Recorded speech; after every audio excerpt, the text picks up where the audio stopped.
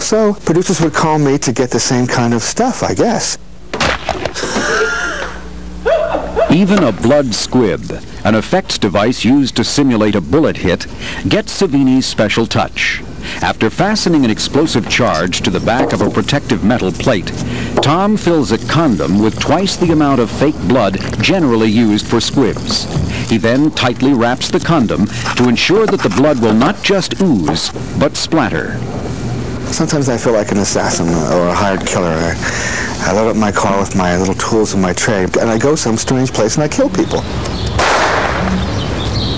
Far from Hollywood, in a blue-collar section of Pittsburgh, Sabini oversees a busy workshop where his ghastly creatures and horrific effects are born. Many of Sabini's effects involve specially designed props, which can have a shocking effect when applied to an actor or actress. For this scene from Day of the Dead, Sabini fashioned a custom cutout shovel, which is used to gruesomely kill a zombie. After the prop shovel is used with the actor, a real shovel is used to finish the job. Kicked up a stone. Oh! That's pretty good, though. Hey, Tom. What now? Well, it looks like we're out of blood again. Out of blood again? Get fired. The important thing is to establish the real weapon to give credence, believability, to the fake one. Same thing with the hammers. Establish the real one before you use the fake one. Go away, you're fired too. When the blood starts to flow, Sabini uses concealed tubing attached to syringes filled with red liquid to produce the desired effect. This backstabbing rig is comprised of a tube which runs to a syringe filled with the fake blood. By manipulating the syringe, the operator controls both the quantity and the timing of the blood flow.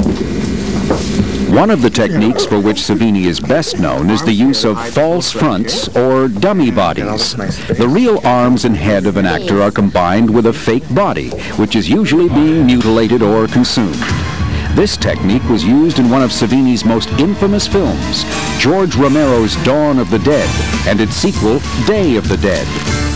Zombies were gunned down by the hundreds, but when the Walking Dead managed to catch up with an unfortunate victim, a feast would ensue. I mean, my job was to sit around and think of ways to kill people. So in some ways in the script, we came up with a lot more of them. So we'd go to George and would say, how about if we take a screwdriver and drive it in some zombie's ear? And George would go, okay. And then 2 hours later, we'd do it. Perhaps the most memorable death scene from Day of the Dead was this poor soldier's demise, torn in half and devoured by a mob of hungry undead. Sabini first constructed an elevated floor with a hole in it to allow actor Joe Pilato to hide his body from the chest down. He then attached a foam latex body section to Joe's shoulders and arms, complete with a large cavity to hold the blood and guts. The fake body technique is not as simple as it first appears. I couldn't lay the body on me, right now the way I am, and have it look real, even if I put my head back. My chest has to be up for it to lie on, so it looks like the continuation of my shoulder line into the chest. With the fake body and actor in perfect alignment, Sabini has created one of the most vivid and gruesome death scenes ever shown on the big screen.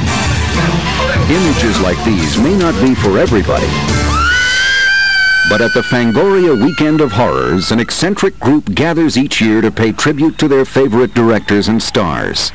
Their heroes appreciate the attention, knowing they may never get the respect they deserve from the filmmaking community. But, in Hollywood it's okay for a horror film to save a studio, but it's still not the class act. But in Europe, the horror film is as important as American jazz, as westerns, as gangster films. It's one of the things that Hollywood does great. Here we go, lighting it up. Horror films don't stand for things that you can point to when you're walking down the sidewalk, but if you extract from them what they're really about, these sort of subconscious realities, then we all do have these elements. We all do have Freddy Krueger. Parker. And action. The startling images which provide this kind of big screen impact are the contributions of the unique effects artists who practice this dark craft. Whether it's the bizarre characterizations of Pinhead or Freddy Krueger, the groundbreaking artistry of Dick Smith, or the morbid manifestations of Tom Sabini, the proprietors of Hollywood's fright factories will continue to satisfy audiences who love to be scared to death by this chilling brand of movie magic.